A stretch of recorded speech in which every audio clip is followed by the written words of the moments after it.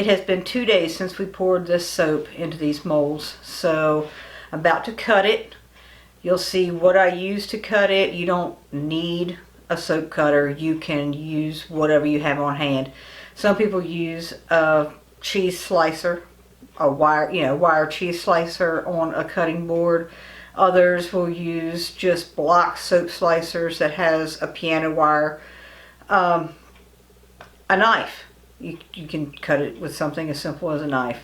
So let me show you how this is done here on our homestead.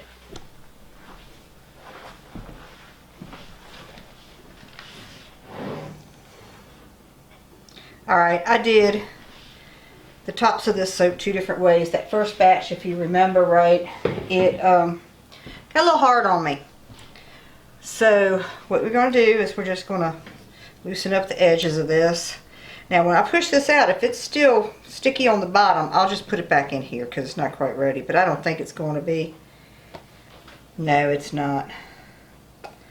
Set this over here out of the way.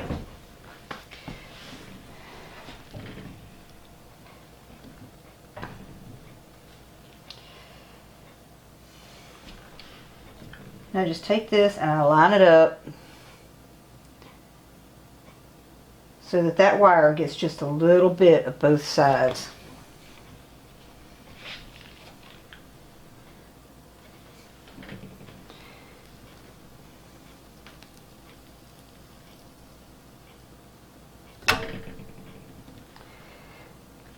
Now these 2 pieces on the end, I'll put that, I've got one of those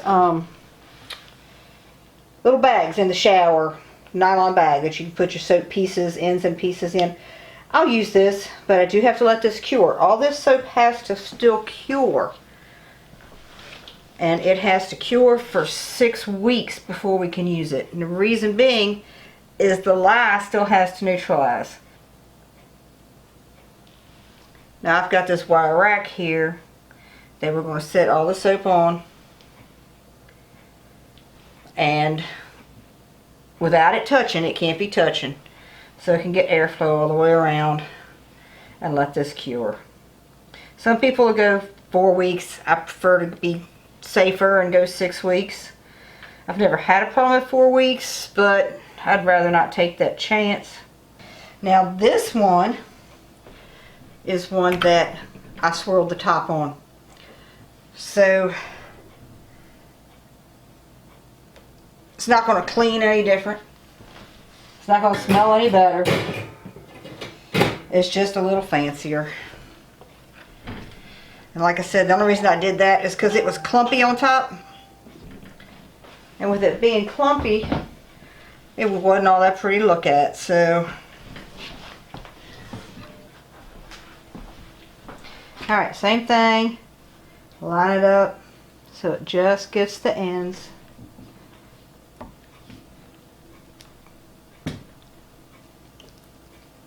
And slice.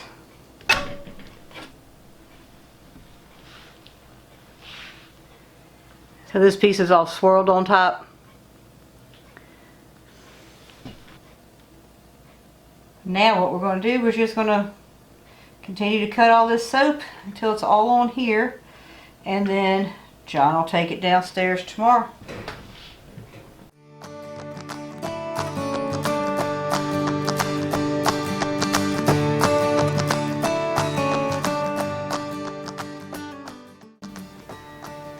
When you cut this soap,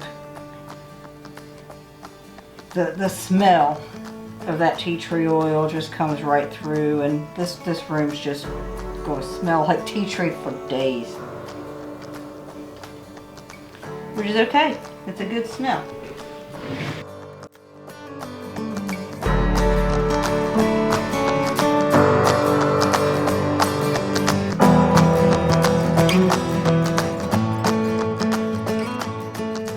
Now all I have to do is clean up those racks.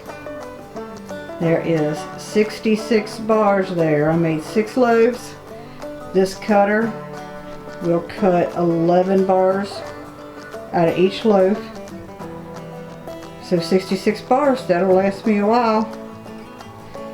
Now for this towel, all I'm going to do is shake that off and throw that right in the washer, and it'll bubble right up, and I might just throw it in there with some dirty clothes and it'll be just fine. You could grate this and use it as a laundry soap. Like I said, I use it as a pre-treater on spots to just rub it on there, get it wet and rub it on. If you grated it up, you can use it for laundry soap. It's an all-purpose, all-around soap. Hope y'all enjoyed it. See you later.